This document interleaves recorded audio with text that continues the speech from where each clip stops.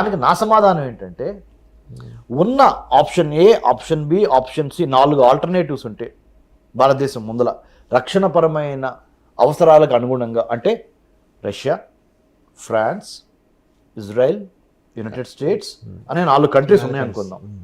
ఉన్న 4 కంట్రీస్లో ఇప్పుడు F-35 తీసుకోవటం మూలాన చైనా నుంచి వచ్చే enlargement, entrapment, encirclement in Indian ocean and Pacific ocean EEE plus ఈ ల్యాండ్ బోర్డర్ని కాపాడుకోవటం, 26,000 కిలోమీటర్స్ ఆఫ్ బోర్డర్స్ ఇండియా చుట్టుపక్కల, ఇటు జలము, వాటర్ బోర్డర్, ఇటు భూ సరిహద్దు.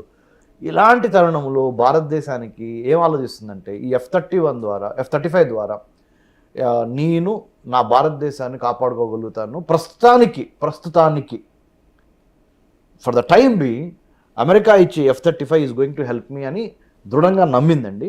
నమ్మటంతో పాటుగా ప్రెసిడెంట్ ట్రంప్కి ప్రైమ్ మినిస్టర్ మోడీ గారికి ఉన్న సత్సంబంధాలు కానీ ఏదైనా కానీ అది వస్తుంది. Again time will decide. నేను అనేది ఏంటంటే అదే F-35 వాడు చైనాకి అమ్మాడు, పాకిస్తాన్కి అమ్ముతాడు. కానీ వాళ్ళకి అమ్మిన వర్షన్స్ వేరు, ఇండియాకి అమ్మిన వర్షన్స్ వేరు. ఇప్పుడు ఎలా అంటే కొద్దిగా స్లైట్ మోడిఫికేషన్స్ మన defence ministry of defence will give a report to the government, US government minister of, అక్కడ వాళ్ళ డిఫెన్స్ మినిస్టర్కి కానీ లేదా పెంటగానికి కానీ లేదా అక్కడ ఎవరైతే ప్రైవేట్ కంపెనీలు స్పేర్ పార్ట్స్ తయారు చేస్తున్నారో, లాక్హీడ్ మార్టిన్ అని ఇంకా వేరే కంపెనీలు ఉన్నాయి, వాళ్ళకి మన వాళ్ళు ఇస్తారు. మా యొక్క ఛాలెంజెస్కి అనుగుణంగా ఈ F-35 దాంట్లో ఆ ఫైటర్ జెట్లో మీరు చేయాల్సిన మార్పులు ఇవి, కస్టమైజ్ చేయండి, ఇండియన్ డిఫెన్స్ నీడ్స్కి అనుగుణంగా కస్టమైజ్ చేయండి.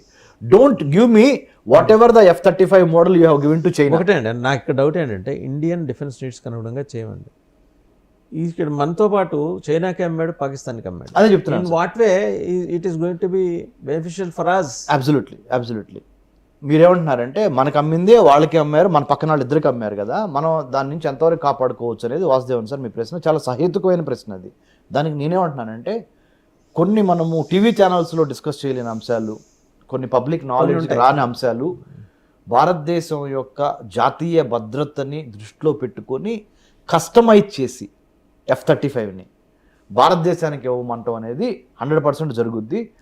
మనం ఆ లోతుకి వెళ్తే విశ్లేషణలో గ్యారంటీగా అది ఇక్కడ మనం డిస్కస్ చేయటం అంత అంటే కొన్ని అంటే రక్షణ పరంగా ఉండే కొన్ని, అందుకని మనం అక్కడతో దాన్ని అభ్యంతరాల వల్ల కానీ లేకపోతే దేశ రక్షణ సంబంధించి ఒకటి మాత్రం చెప్పగలను, ఆ ఇంటిగ్రిటీ రిలేటెడ్ ఇష్యూస్ కాబట్టి మనం మాట్లాడుకుంటే కస్టమైజ్ చేసి. అంటే కామన్ గా నేను చూస్తున్న పాయింట్ అంటే మీకు కేజీ వేరుశనక్కాయలు అమ్మాడు, అవతల ఆయన కేజీ వేరుశనక్కాయలు అమ్మాడు.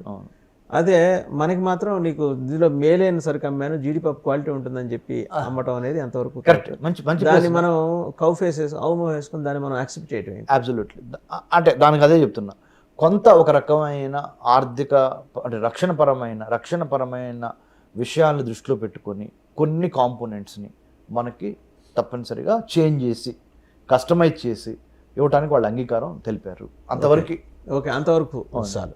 రైట్, ఇది అయిపోయిన తర్వాత సరే, ముఖ్యంగా సార్ మీరు ఈ ప్రశ్న కూడా మీరు లేవనెత్తే బాగుంటుంది నేను అనుకుంటున్నా. రష్యా యుక్రెయిన్ అదే అండి, అక్కడికి ఈ రోజుల నుంచి గొడవ జరుగుతుంటే ఉక్రెయిన్ ప్రెసిడెంట్ తీసుకొచ్చి ఒక పక్కన కూర్చోబెట్టి నువ్వు ఇదేదో వాళ్ళతో ముందర మాట్లాడేసుకుంటే అయిపోయేది కదా, నాకు చెయ్యి కాళ్ళు లేదన్నట్టు ఇట్లా పంపించడం ఎంతవరకు కరెక్ట్? ఆ ఉక్రెయిన్ ప్రెసిడెంట్ ఏమో కోర్టు ఆశలు పెట్టుకుని వచ్చాడు, అమెరికా ఏదైనా చేస్తుందేమో, ఇంకా అసలు వెపన్స్ ఏమైనా ఇస్తుందేమో, యుద్ధాలు చేస్తాను. అసలు నువ్వు చేసేదేంటి యుద్ధం? నేను కదా చేయాల్సింది యుద్ధం, మీరందరూ జస్ట్ ఆడియన్స్ గ్యాలరీలో కూర్చోవాలనే పద్ధతిలో ట్రంప్ మాట్లాడుతున్నాడు. చాలా లెసన్స్ నేర్చుకోవచ్చండి ఈ ఉదాహరణ నుంచి. చాలా మంచి ప్రశ్న అడిగారు. ఎందుకు చెప్పనా సార్, కొన్నాళ్ళు మనకి బాగా అంటే ఆయన కాన్సెప్ట్గా యుద్ధం చేసేది నేనే, గెలిచేది నేనే, ఓడిపోయేది కూడా నేనే, మీరందరూ నిమిత్త మాత్రులు, భగవద్గీతలో కృష్ణుడు చెప్పినట్టు చెప్తున్నాడు. దానికి తోడు మనం ఆలోచించాల్సింది భారతదేశం తరపున ఏంటంటే, మన జాతీయ జెండా ఎగురుతుంది, ఇక్కడ చూస్తున్నారు మీరు, అధ్యక్షులు మారుతూ ఉంటారు, పార్టీలు మారుతూ ఉంటాయి. ఏంటి పక్క దేశంలో, మన దేశంలో కూడా ప్రైమ్ మినిస్టర్లు మారుతూ ఉంటారు, పార్టీలు మారుతూ ఉంటాయి. అందుకనే నేషనల్ ఇంట్రెస్ట్ అనే దాన్ని తీసుకొని పార్టీ ఇంట్రెస్ట్ని దృష్టిలో పెట్టుకోకుండా ఏ వ్యూహరచన చేసినా ఆ విధంగా చేయాలి. ఉదాహరణ, జెలెన్స్కీ చేసిన మొట్టమొదటి తప్పు ఏంటంటే బైడెన్ అనే అతను మొన్నటి వరకు అమెరికన్ ప్రెసిడెంట్గా డెమోక్రటిక్ పార్టీ నుంచి ఎలక్ట్ అయిన అమెరికన్ ప్రెసిడెంట్గా ఉన్న బైడెన్ జీవితాంతం నాకు సపోర్ట్ చేస్తాడు అనే ఒక భ్రమతో బైడెన్ జీవితాంతం సపోర్ట్ చేయొచ్చు కానీ అమెరికా ప్రెసిడెంట్ అయి ఉండాల్సిన అవసరం లేదు కదా ఆయన. Exactly and what I'm trying to say is ప్రెసిడెంట్లు మారుతూ ఉంటారు, పార్టీలు వాళ్ళు మారుతూ ఉంటారు. ఈ జెలెన్స్కీ బైడెన్ని దృష్టిలో పెట్టుకొని కొంత దుస్సాహసమైన పనులు చేసి దేశాన్ని దెబ్బతగులుతుంది. ఆయనకేం దెబ్బతగట్ల, ఆయన యొక్క మూర్ఖత్వం మూలన ప్రజలు చనిపోతున్నారు. 20% ఆఫ్ యుక్రెయిన్ నాశనం అయిపోయింది, 20-30%. అది చేయకుండా అతను ఇప్పుడు ట్రంప్ వచ్చాడు. ట్రంప్ ఏమంటున్నాడు, మొన్నటి వరకు అమెరికా ఇచ్చినవన్నీ నేను ఆపేస్తాను, నీ వద్దు నువ్వు చేసుకో అంటున్నాడు. చివరికి ఇప్పుడు దెబ్బతగిలింది ఎవరికి? జెలెన్స్కీ, యుక్రెయిన్ ప్రజలకి. భారతదేశం కూడా నేర్చుకోవాల్సింది ఏంటంటే, నేను చెప్పేది అది, ఇవాళ ప్రెసిడెంట్ ట్రంప్కి ప్రైమ్ మినిస్టర్ మోడీ గారికి ఉన్న సత్సంబంధాలతో మనము చైనా మీద యుద్ధం చేయడానికి మన సొంత బలాన్ని డెవలప్ చేసుకోకుండా ఇలానే ఆధారపడితే వేరే దేశాల మీద, రేపొద్దున ట్రంప్ వెళ్ళిపోతాడు, వేరే డెమోక్రటిక్ పార్టీనో రేపు ఇంకో ప్రెసిడెంట్ వస్తాడు అక్కడికి, నీకు అదే సత్సంబంధాలు ఉండవు. కాబట్టి ఈవెన్ రిపబ్లికన్ పార్టీ వచ్చినా ఇంకొకళ్ళు ఇంకోళ్ళు రావాల్సిందే ఇంకొక వాళ్ళు కొంత లిబరల్ గా ఉండొచ్చు ఉండకపోవచ్చు. కాబట్టి మనం నేర్చుకోవాల్సింది ఏంటంటే, ఇప్పుడు ఈ ప్రెసిడెంట్ ట్రంప్, ఈ జెలెన్స్కీ యుక్రెయిన్, ఈ రెండింటిని బాగా స్టడీ చేసి భారతదేశం నేర్చుకోవాల్సింది ఏంటంటే, వేరే వాళ్ళ మీద దయచేసి పూర్తిగా ఆధారపడవద్దు. మన సొంత రక్షణ, వ్యూహాత్మక, ఆర్థిక, వ్యాపార ధోరణితో మనము మన జాతి ప్రయోజనాలకు అనుగుణంగానే మనము స్వయం ప్రతిపాదిత, స్వయం సమృద్ధి భారత్ వైపు వెళ్ళాలి. కానీ ఈ 4 సంవత్సరాలకి 5 సంవత్సరాలకి గవర్నమెంట్లు పక్క దేశాల్లో మారుతూ ఉంటాయి. ముఖ్యంగా అమెరికాలో 4 ఏళ్లతో, కళ్ళు మూసి తెరిసే లోపల 4 ఏళ్ళు అయిపోద్ది. ఈయన్ని చూసుకొని ఇప్పుడు ఈ ఆత్మీయ అలింగనం ఏదైతే చూపిస్తున్నారో, ఈ ఆత్మీయ అలింగనము ఇది కలకాలం ఉండదు. 48th ప్రెసిడెంట్ తోటి ఉండాల్సిన అవసరం లేదు. ఆయన ఎలా బిహేవ్ చేస్తాడో తెలియదు. కాబట్టి we have the best time to prepare for war is at peace time అంట. శాంతి సమయంలోనే యుద్ధానికి సంబంధించిన సన్నద్ధత అంతా జరిగిపోవాలంట. కాబట్టి భారతదేశము చైనా పక్కన ఉంది కాబట్టి, చైనా పక్కన లేదు, నెత్తిన కరెక్ట్ చెప్పారు. ఇదివరకు కూడా అదే చెప్పేవాళ్ళు. మీరు చెప్పింది వాస్తవం కూడా కరెక్ట్.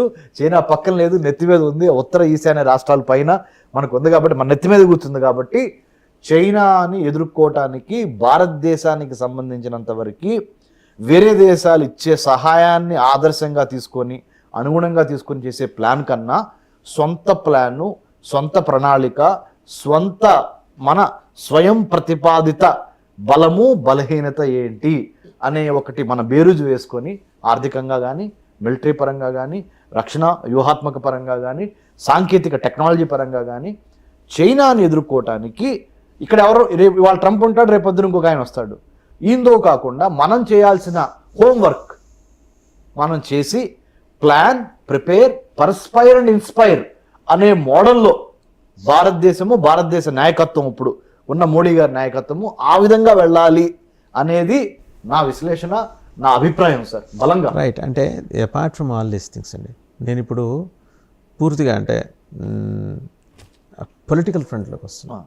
ఇప్పటిదాకా మనం స్ట్రాటజీస్, డిప్లొమసీ, పొలిటికల్ ఫ్రంట్లో కూడా what I was told through a senior most diplomat who has been into IFS for more than 3 decades. ఆయన అనేది ఏంటంటే, మన అంబాసిడర్స్ని, మన హై కమిషనర్స్ని చిన్న చూపు చూడటం అనేది చైనాకి బాగా అలవాటు. చైనాకి బాగా అలవాటు. ఇంటర్నేషనల్ ప్లాట్ఫామ్స్ మీద కొన్ని సందర్భాల్లో దౌత్యవేత్తలు కలుసుకోవాల్సిన పరిస్థితులు ఉంటాయి. డిప్లొమాటిక్ రిలేషన్స్లో భాగంగానే, ఇచ్చిపుచ్చుకునే కార్యక్రమాల్లో భాగంగానే కలుసుకుని కనీసం రెస్పెక్ట్ కూడా ఎవరు ఇలా కిందకి చూసి బిలిటిల్ చేసే విధంగా వ్యవహరిస్తారు. ఇదే సాకు చూపించి అమెరికా మనకి దగ్గరై మన భుజం మించి చైనా మీద తుపాకీ పెడుతోంది. రేపు పొద్దున వాడిని మనం చూస్ చేసుకోవాల్సిన వాడు కాదు, వాడు మన పక్కన సహజంగా ఉంటాడు, బై డిఫాల్ట్ ఉంటాడు. వీడెక్కడో సప్త సముద్రాలు దాటి వచ్చి మనకి ఎంతవరకు మనం చైనాని నమ్మలేము.